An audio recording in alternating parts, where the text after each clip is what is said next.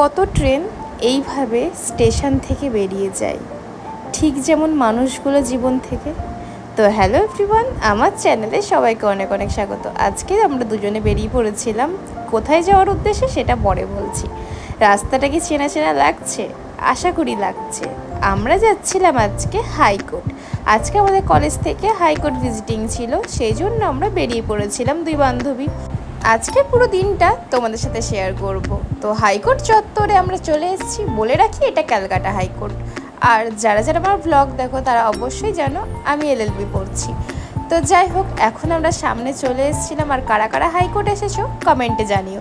আমরা ছিলাম আজকে সেকেন্ড ফ্লোরে। আগের দিন যখন এসেছিলাম তখন আমরা ফার্স্ট ফ্লোরেই ছিলাম। তো ও মাঝখান থেকে একটু পোজ দিয়ে দিল। আর উপর থেকে যে দেখতে এত সুন্দর লাগে জানতাম না। এই যে আমাদের পুরো লেডিস টিমটা চলে এসেছি। আজ অমৃতা সিনহা ম্যামকে খুব কাছ থেকে দেখলাম আর ওনার অর্ডারগুলো শুনলাম। সত্যি বলতে খুব ভালো লাগলো। আর আজকের দিনটা এত সুন্দর কাটবে বুঝতেই পারিনি। তো চল টাটা।